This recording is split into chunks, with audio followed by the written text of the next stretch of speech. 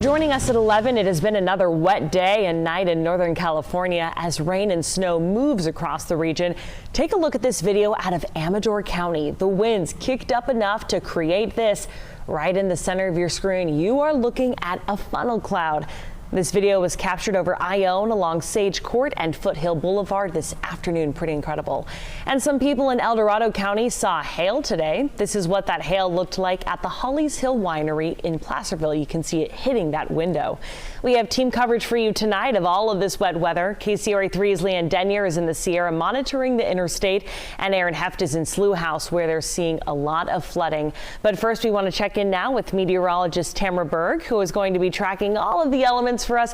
Tamara, I know tomorrow we're looking for even more to come into the region. Yes, but I think that on the intensity scale, Brittany, things are really going to be not nearly as intense as what we witnessed today. Yeah, we've seen a little bit of everything from the heavy rainfall, the damaging winds, and also the hail and thunderstorms, and quite the light show for some of you earlier in the afternoon and especially late in the morning. Right now on radar, you can see the scan over the last hour, a couple of showers moving across the foothills, and I've got one band of rain prepping to go through the Stockton area right now. And also get ready, French Camp, that rain's moving towards you. Linden right now underneath some steady but moderate rain.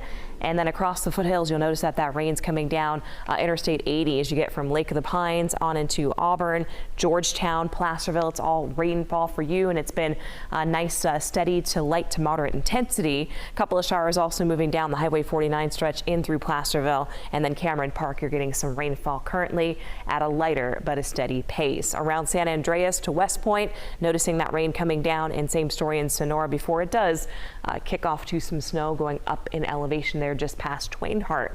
You will notice that as we go through the overnight tonight that we are going to see more breaks in the rain pattern, and then once we go all the way to sunrise tomorrow morning, I think we'll have a nice break in this rain activity, especially through the overnight tonight.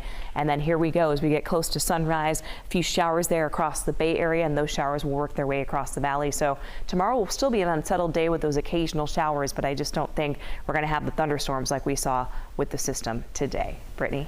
Tamara, thank you so much. President Joe Biden just approved California's disaster declaration as our state deals with ongoing severe winter storms, flooding, landslides, and mudslides too. The declaration includes orders for federal aid to supplement state, tribal, and local recovery efforts. Funding is available for emergency work in Sacramento, Merced, and Santa Cruz counties. So if your home or your business in Sacramento, Merced, or Santa Cruz County sustained damage or losses from the ongoing storms, you can now apply for assistance. That includes grants, low-cost loans, or other programs. So there are multiple ways that you can apply. You can first go to www.disasterassistance.gov. You can also download the FEMA app, or you can call FEMA. Their number is on your screen right now. That is 800-621-3362.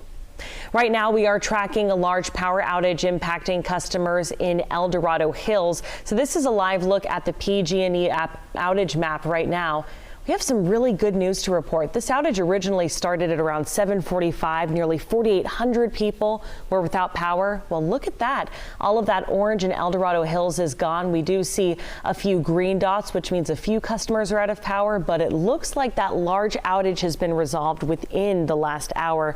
We know that crews were there on the scene investigating this and that they said that was weather related, but definitely good news tonight. And in the Sacramento area, we are also tracking the SMUD power outage map. So right now we're seeing 254 customers in the dark right now. That's really good news. At the top of our 10 o'clock newscast, that was just under 400. So that number keeps going down. You can see those outages are really scattered across the region. A lot of them, though, are along Highway 99 near the Florin Fruit Ridge area.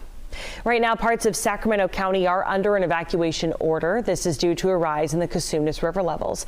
Residents in parts of Wilton are being asked to evacuate right now.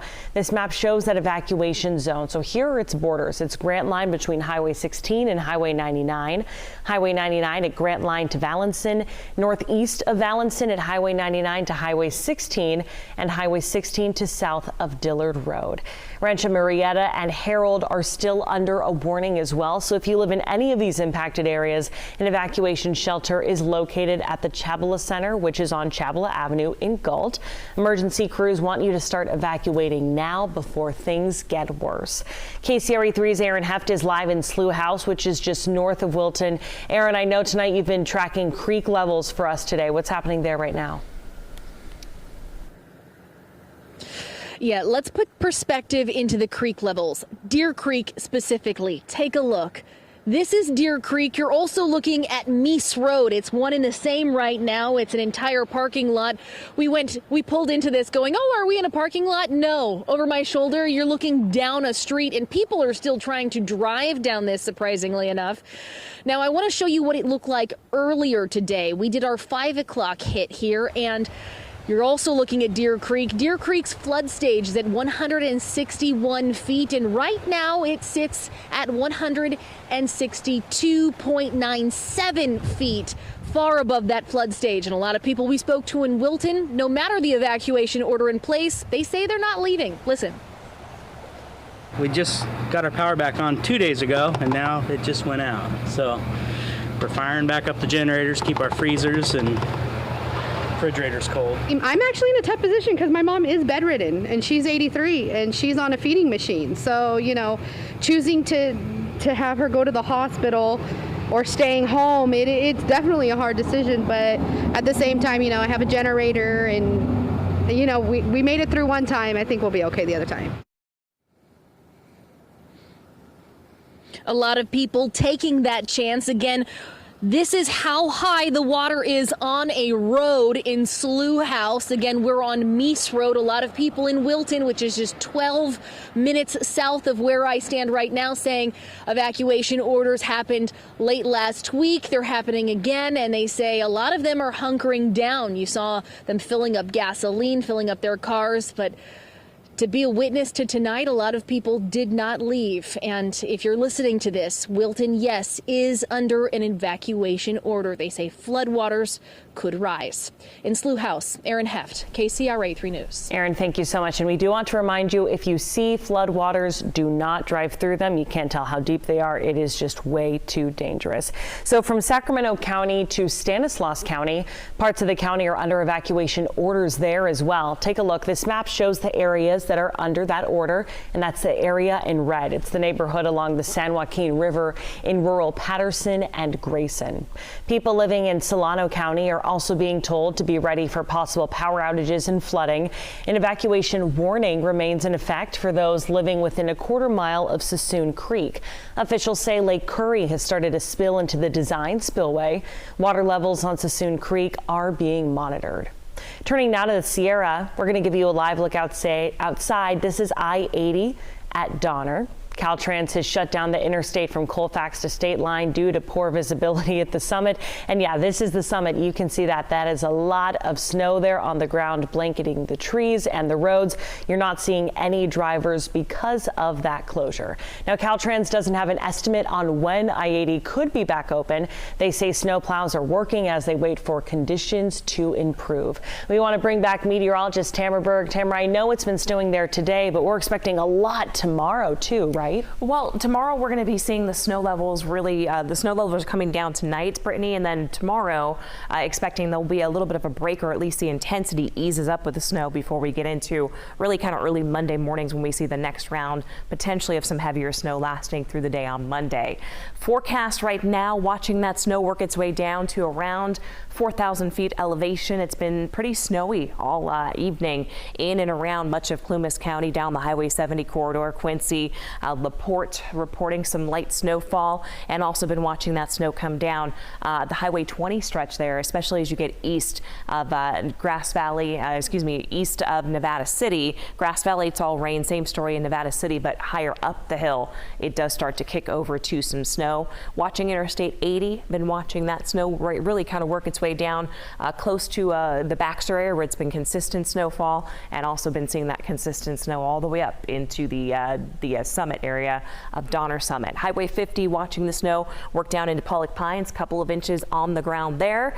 And then also keeping an eye on Highway 88 where you get east of West Point. That's where it turns to snow. Bear Valley reporting over the last throughout the daytime today, they've got over a foot of snow on the ground at the resort, and it's coming down here from Avery to Arnold, and Highway 108 also noticing that snow work its way down into Twainhart and even Tuolumne, seeing a few flakes. So we are going to see some more heavier snow move through the area, especially as we go through the daytime on Monday. That's why the winter storm warning goes through Tuesday morning, and we could see again by the end of the time of all this adding up, potentially up to 4 feet in a few spots there above 7,000 feet. Brittany. Tamara, thank you so much. And tracking the conditions along I-80 in the Sierra is KCRA 3's Leanne Denier. We're going to bring her in live now. Leanne, where are you right now? I know you have your live shot kind of driving through the interstate.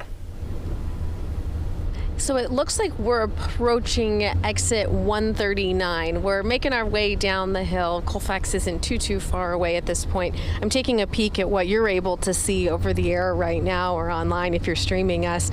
And what's not showing as clearly as I wish it was is the amount of snow that is still falling. We've reached the point in our drive down that we're not seeing the same snow-covered highway that we did, as we were leaving Nyack, as we were leaving the Shell station up there. We're at the point down our trip where we're not seeing that. However, the visibility is still not good. The snow is still coming down pretty well. We're taking it really slow. As we've been mentioning throughout the night, 80 is closed because of concerns about visibility. And I do hope that's coming through with our live shot right now as we're able to have this camera on the edge of our truck so we can show you why officials decided that it was in everybody's best interest that they closed this section of the highway during this storm. So again, the snow is still falling. It's really slippery out here, but we're taking it really easy coming up on that Colfax exit, which is sort of the start of the section that's closed. Caltrans saying they don't know when they're going to reopen. The route closed eastbound at Colfax, westbound at State Line. Throughout our journey down the hill, we have seen the plows out, the crews out, and we only talked to one person earlier today, and that they said they were just so grateful for all those crews. The word from Caltrans is sit tight, enjoy some hot chocolate, and they will let you know when this section of highway gets back open. Reporting from I-80, Leanne Denier, KCRA 3 News. Sounds good to me, Leanne. Thank you so much. Drive safe as you're making your way back. All right, our weather coverage does continue around the clock on the KCRA 3 app. You can download the free app and sign up for severe weather alerts. That's where you can track rain and snow coming in, even zoom into your neighborhood using our interactive radar.